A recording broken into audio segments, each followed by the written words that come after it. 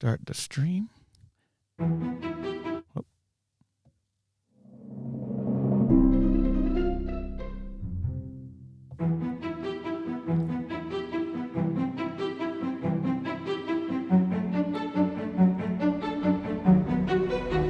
You're listening to the Orchestra Teacher Podcast.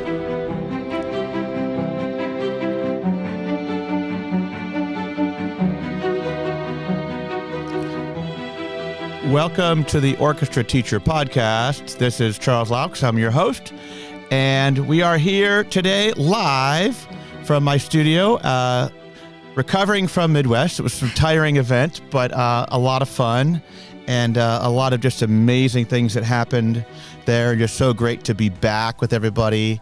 And the concerts were just so inspiring to be able to listen and see all the amazing work that some of the teachers are doing out there with their groups. So we have a new guest. This is our 33rd episode of the Orchestra Teacher Podcast, and we were here with Jessie Ahuama-Jonas. That's it, yes. All right. I've been practicing. Jessie is a teacher here with me in Fulton County, in the Fulton County Schools here outside of Atlanta, and she is in her 15th year and just took a new position this year, really close to me, actually, Yes. just down the road at Centennial High School. Wonderful school, and you've done some just amazing things, Jessie, I know, in your career, and Teacher of the Year, and et cetera, right?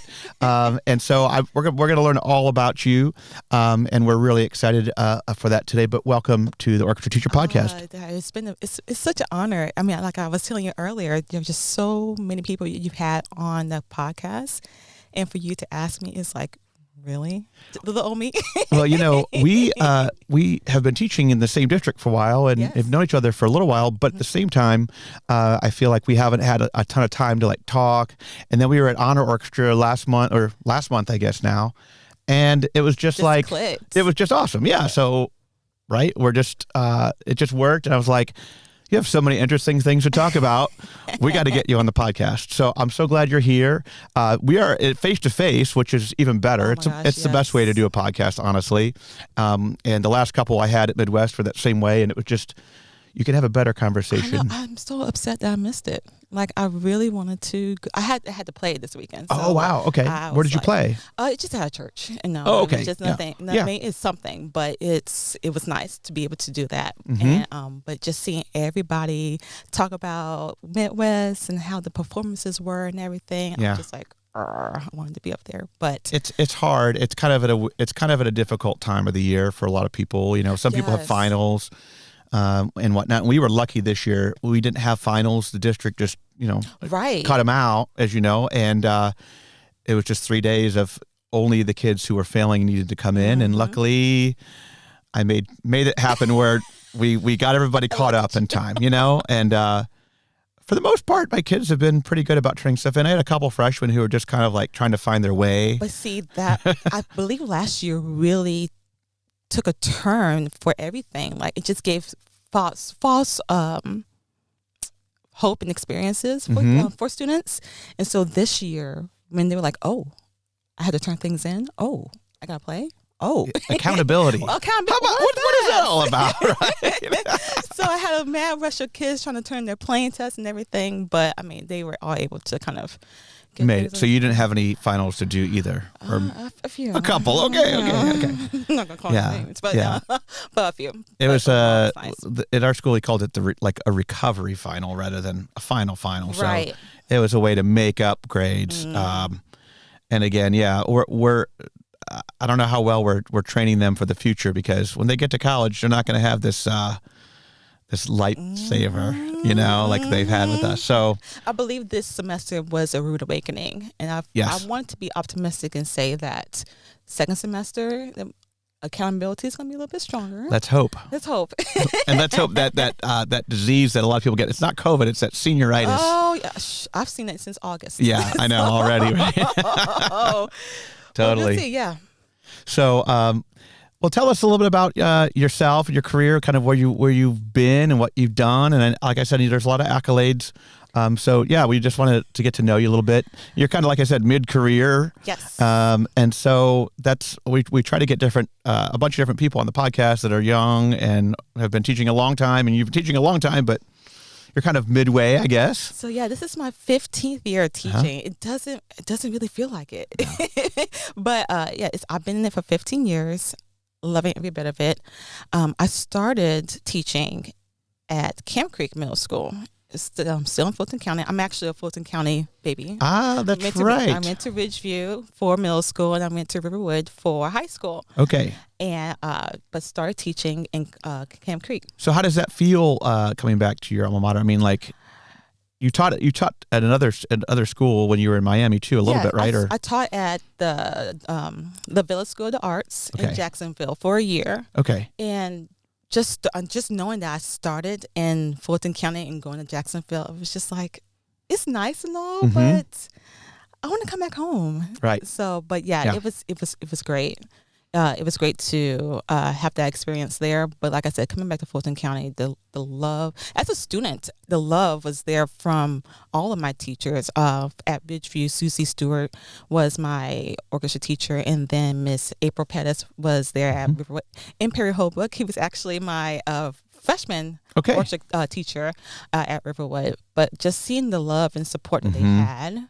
Yeah. And gave us students, it really encouraged me even more to come into the field. Yeah, I actually wanted to teach since second grade, so I knew I was going to be a teacher. Wow, yeah. Okay, that's I just great. Didn't know what to teach. So, if I wasn't a music teacher, I was definitely going to teach history. Okay. Yeah. So, but like I said, coming back to Fulton and just giving the same love and encouragement that I was given to my students, it had to happen. Yeah.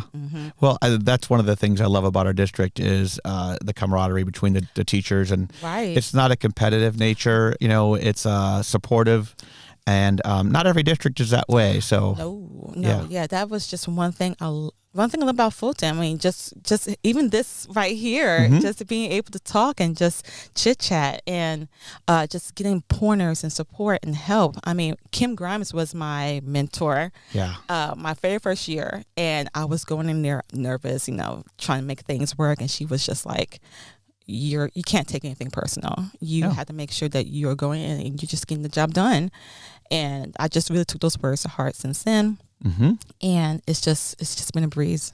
That's awesome. Yeah. Okay. So, and you have your bachelor's is from? The Frost School of Music from the University of Miami, right? Go Canes. Yeah. And my master's is from Boston University in music education. And did you do that one online? Online. Or distance? Okay. Online. How was that? It's a lot of work. It's a lot of work.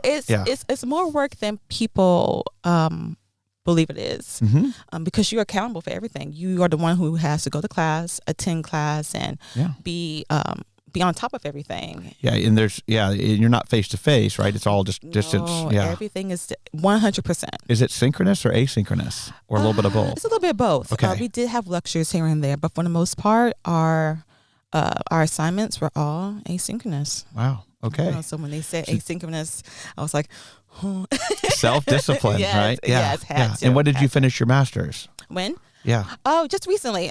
Great. Yeah. So I got that taken care of. But it was a wild experience. Yeah. And then you just started a new job. Tell us how that's going. You moved. You're still in the same district in Fulton County, but you're here at Centennial. So I have been teaching middle school for 14 years. So pretty much my whole teaching career, I was teaching middle school. Most recently, my alma mater, Ridgeview Charter Middle School. But recently, I took the position as a high school director at Centennial, and it's been great. It's been a experience in terms of really getting my mind off of the middle school beginning orchestra pedagogy, yes. And really honing into being musical in terms of just growing that feel for students to become musical in their own worth, if that makes sense. So that has been really fun to do. It's just been really fun to see those aha moments still. I mean, you see those aha moments coming from the 6th grade babies, and Right. just the way they hold their bow and learning how the intricacies of all, and seeing that aha moment versus a student learning vibrato and making it consistent. Yeah.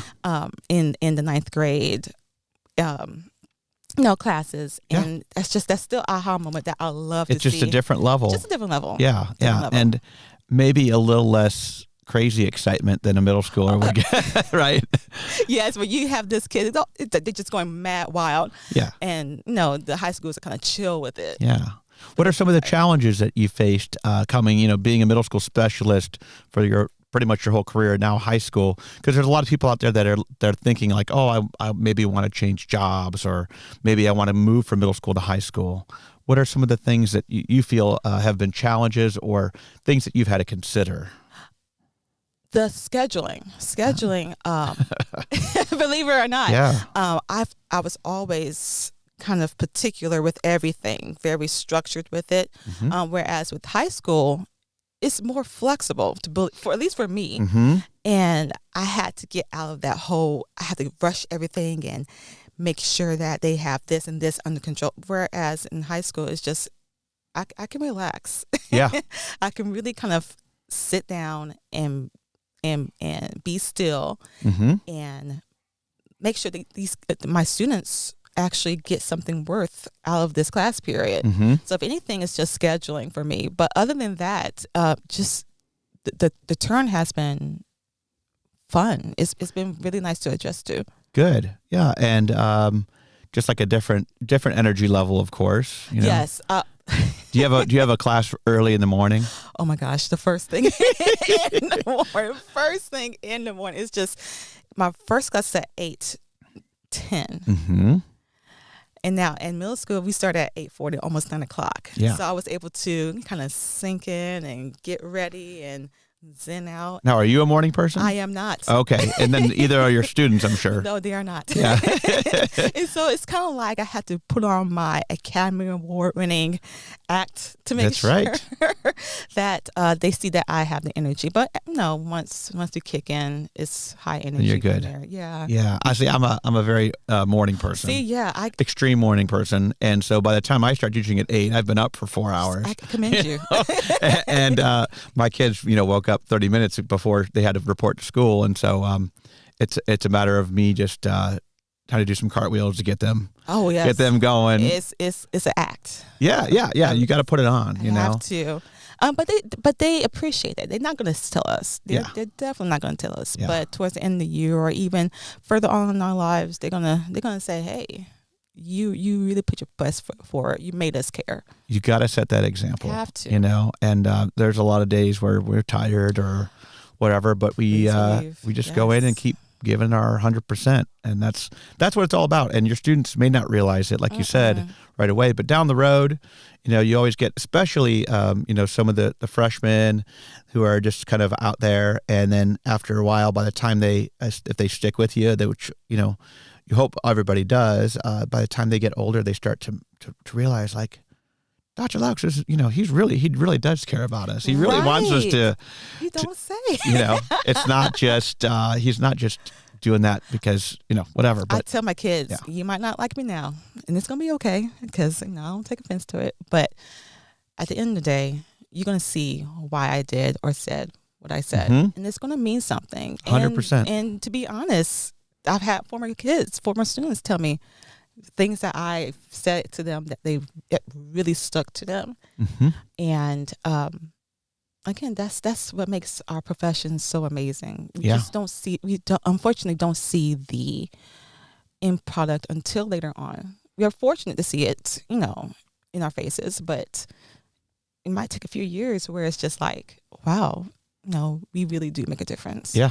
And it's we don't do it to get the accolades from the students, but we do it because we care. But it's always nice to hear them come back and say, "You really made a difference," Right. It's like, yes. And it keeps me going. It keeps me going. It's like on the tough days, or when you're tired, or there's something we have to do, whether duty day or proctoring tests or whatever it might be. We have all these other things that we're required to do. That really helps just lock things in for me. I agree. I agree. Yeah. So you also perform. You said a little bit. You're doing some. Where are you performing? Oh, well, I'm taking a break this year. Okay. But I am a member of the Atlanta Symphony Community Orchestra. Wonderful. Which is a really great orchestra with former musicians, current musicians in all fields, just playing some great work. And and you're a viola player. Yes. Okay. We won't. Nobody will hold that against you. No. Viola players unite. Yes, we will unite. It's funny because I did start on violin in third grade. Did start on violin, but I saw the light. The light. Okay. It's stuck to viola, but I'm a violist by principal is viola. Yeah. And again, I play around the city and everything. I do have a few church gigs this week. So cool. Yeah, it's just really fun to still be able to perform. Yes. And put my profession to use. Not many of our colleagues and friends can do that, but to be able to do what we do and love, it makes life so much fun. Yeah. And I enjoyed playing. I still enjoy playing. It's difficult. Well, family, kids. Right. This is my downtime from baseball that I coach in the spring and the fall. And, and I know it's a busy time for musicians. And if, someone calls me, I'll take it or I'll do it if I can. Right. But my priority right now is that. And I can do this pretty easily on the side, the podcasts and some of the resources that I'm able to put up. But I think it's important if you're a string player and you're teaching, that you continue to play and you continue to set that example and challenge yourself. Absolutely. Speaking about challenge, my weak area would be cello. Love it. Love listening to it and love attempting to play it. But I need to make sure that I know what I'm doing. Yeah, and especially the high school, you have some higher level skills. I have cellists who are amazing, and they depend on me to know what I'm doing. Yeah. I can't fake it. So, like this break coming up, I am getting with one of my colleagues, Vic Anderson. She's a cellist. Yes, and perfect. She actually came up to me and she was like, "Hey, do you want to?" Hey, I've seen you play cello. You probably. I'm just kidding. No kidding. That is the truth. But she was asking me for viola because she wants to, learn about viola. So we kind of like swap it out and things like that. But I feel as though as a performer, as an educator, a lifelong learner, it's needed. I mean, it's the challenge that I really want to, get under my fingers. Yeah. Well, that's great. Yeah. I mean, I think there are some teachers who just shut down and they're like, well, I got my degrees, I'm done, Right. And, even with 3 degrees, I still I learned a whole bunch at Midwest, and I go to GMEA and ASTA. We have to do that. I mean, it's there for us. There's just no excuse. I mean, with all that we have around us and everything, we just have no excuse to not be lifelong learners. Right. And our students depend on us. They depend on us to know what we're doing, and why not engross ourselves with all this information? And it gets boring if I discovered at least maybe 6 or 8 new pieces at Midwest that I've I need to buy these. See, right? And I have repeated pieces before over the 26 years a few times, but at the same time, I always love discovering new pieces and discovering how they're going to work with my groups and the challenges they pose and.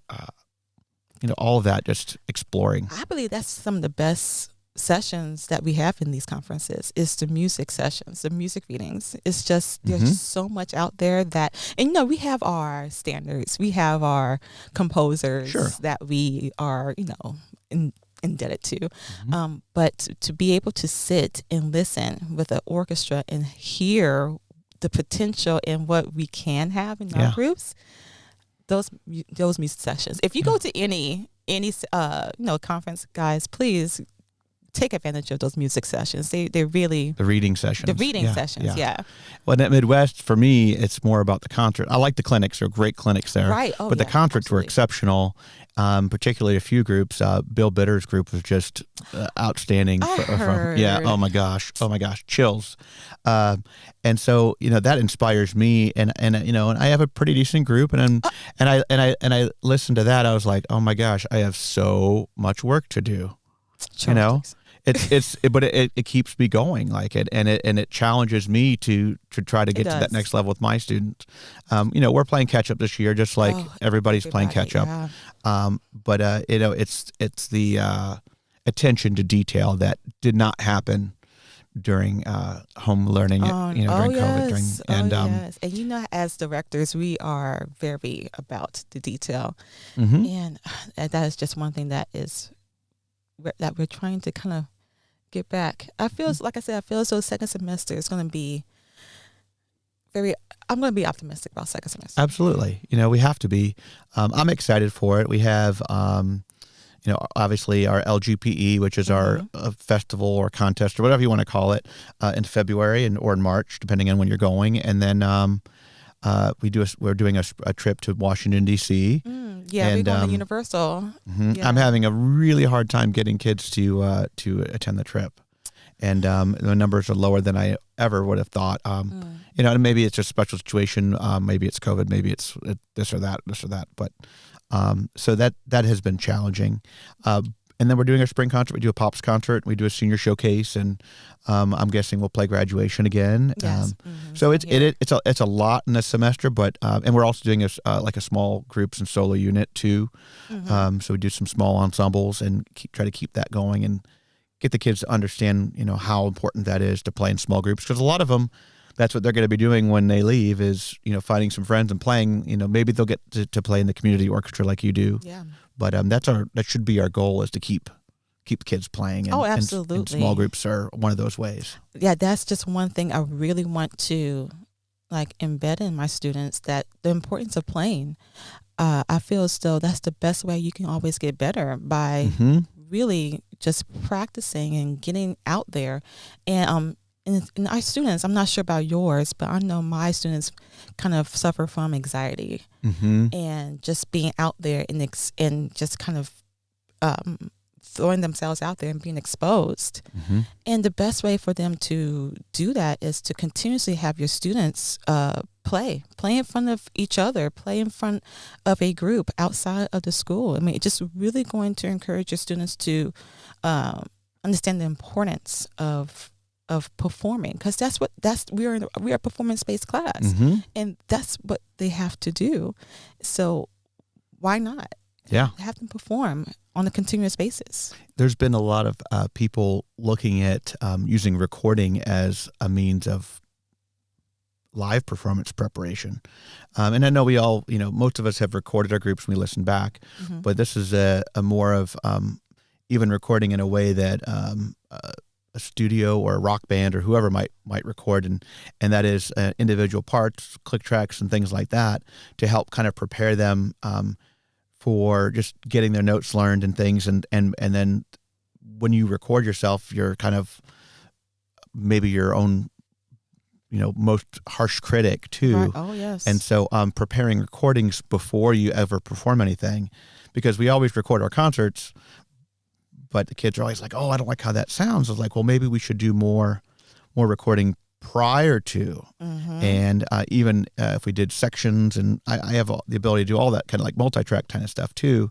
but just to have that over and over and over in that kind of drill. And then obviously there's a component of watching the conductor and following in a live setting and having that flex and tempo and dynamic balance and all that kind of stuff. It's a good reminder. Yeah. Those recordings, I've done them forever in both middle school and high school. And when you press play and they hear themselves for the first time, it's like, oh.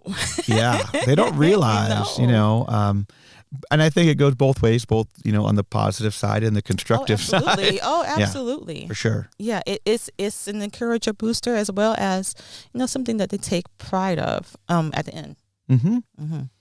Let's see. I know we don't have a ton of concurrent listeners, but maybe there's someone, or if you're out there, you want to call in and ask Jessie questions, or just share your feelings a little bit. What's going on? I'm going to go ahead and put our number out there at 678-901-9035. Again, 678-901-9035. It's on the screen there if you're listening on YouTube right now.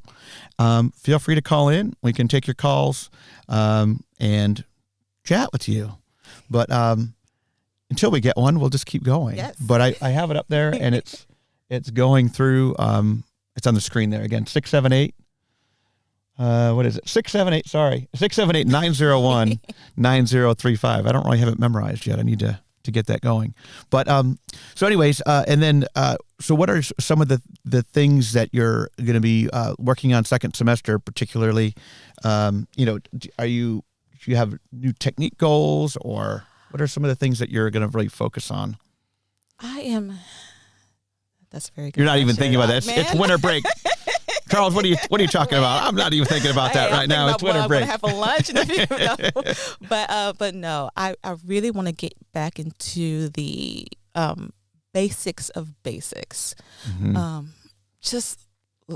We all know last year was a hot mess. In every sense of the word. It was just... To put it lightly. Yeah, to put it lightly. But just getting back into learning basic music fundamentals.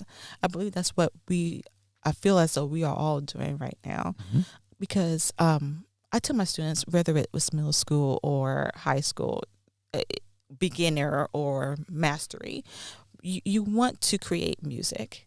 And in order for that to happen, you have to know the basics. Mm-hmm. I'm a firm believer of that.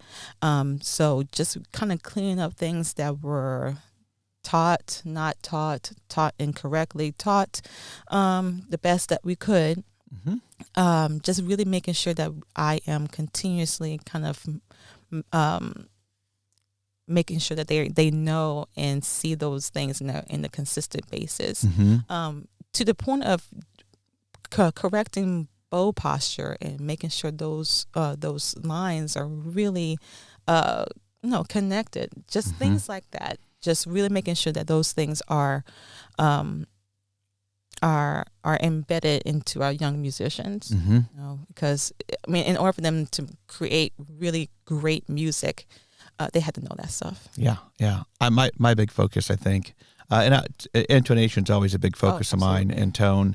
Those are the big ones. And I tell my students, I said, if you play with a great tone and you play in tune, no matter what, you're pretty much going to sound fine. You're going to sound good, and everybody around you is going to think you sound good. Now, maybe you're not, 100% together exactly, but if you're playing with a good tone and in tune, you're going to sound good. And that, for me, that's 80% of everything. And so and I think students have a little bit lost the ability to not quite the same.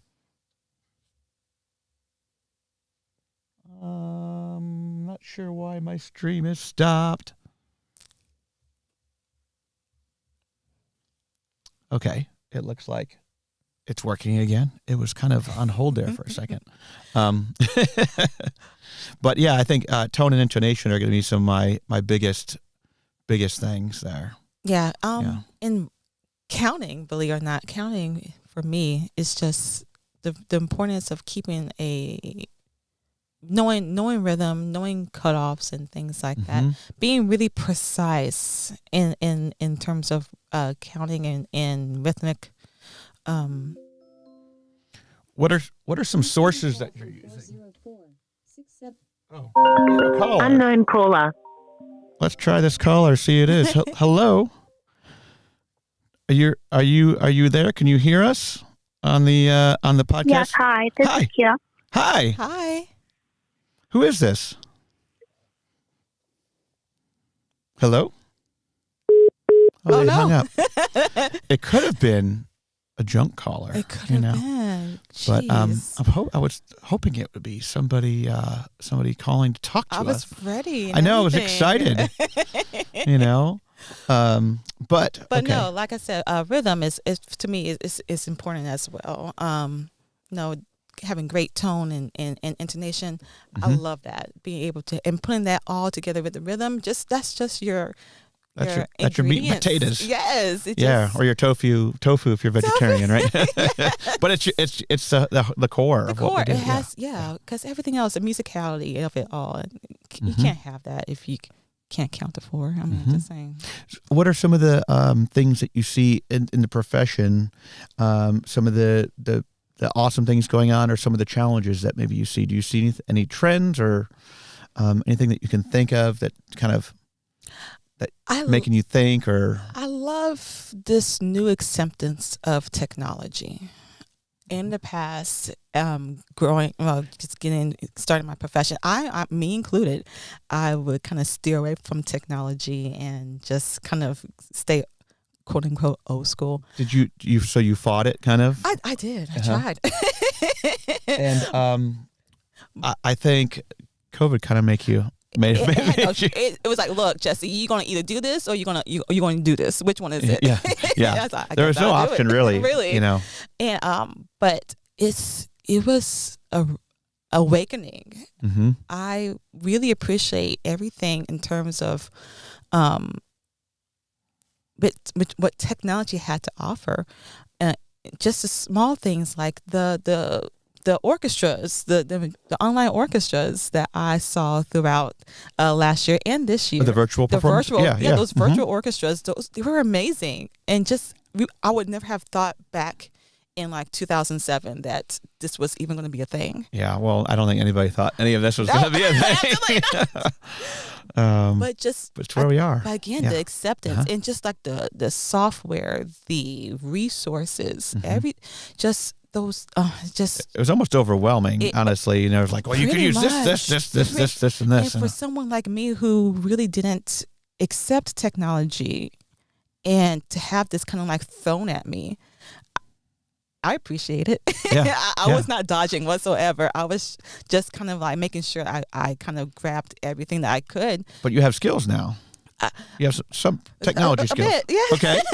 Well, you have more than you had before. More than I had before, that's for sure. That's good. That's one trend that I really like seeing, that most of our colleagues are almost by no choice accepting. Mm-hmm. I know a lot of people have kind of turned into technology people now because of what they've had to do. Mm-hmm. And I was kind of a technology person before, and I find myself now not fighting the technology, but just like I need to go. I can't wait to just work with my kids without any technology. And there's certain things I rely on, like my Harmony Director keyboard. I can't go without that. We use it all the time. But and the metronome, obviously. But just the baton in hand on the podium, and here we go, and let's use our ears and our eyes. There was nothing like that. Right, but you see, there's importance in both of those things. Right. It's just being able to merge them together. I just find that really great to be able to do both and not just depend on one or the other. Mm-hmm. So, like I say, it was a rude awakening. Yeah. I'm accepting it. Well, good. Yeah, and it's interesting to see where we're going to be going, moving forward, and with there's obviously there's a new variant coming out. There's more stuff going to happen. Let's see how it impacts us, but for now, I just take it one day at a time. You have to. I mean, I just feel as though being able to see my kids in person this year, it's great. Yeah. Well, on top of being in the new school and everything, it was just kind of an adventure as it is. But just being able to create music and see them, it really meant a lot to me. Because, I said, last year was a lot to kind of try to make things work, quote unquote, normally. Did you have a lot of students face to face last year? No. Yeah. I mean, I think my biggest group last year was 12. Okay, yeah. And usually, like in years past, I've had like 42, 50 something kids in the room, which we are used to. Yeah. But and my smallest group was 2.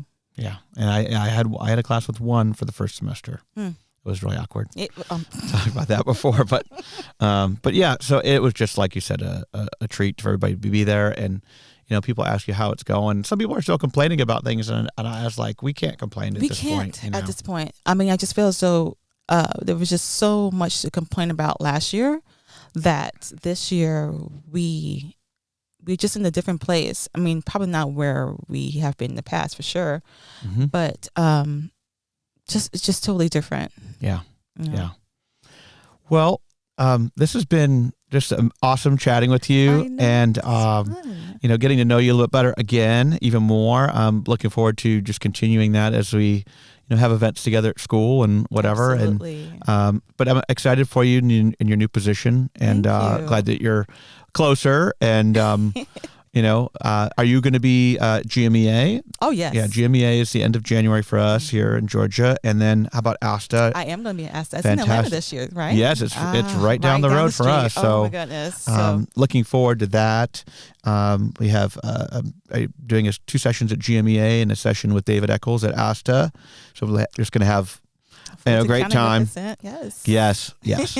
So it's nice that it's close, but I'm looking forward to seeing some of the folks that weren't able to make it to Midwest out at ASTA this year.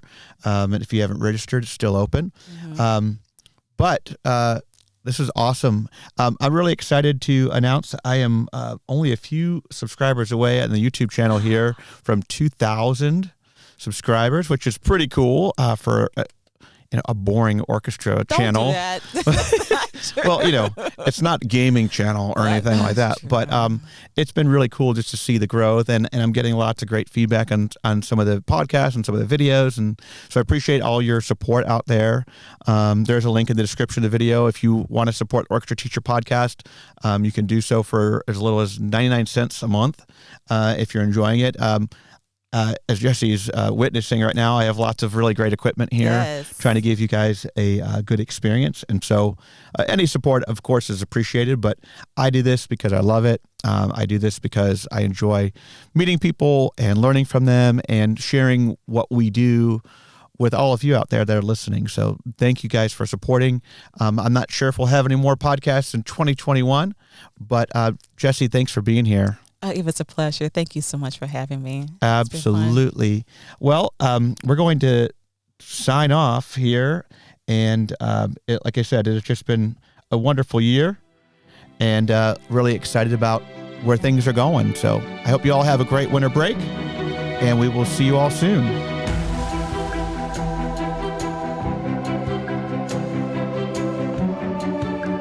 Thank you for listening. For additional resources and more information, please visit the Orchestra Teacher website at www.orchestrateacher.net.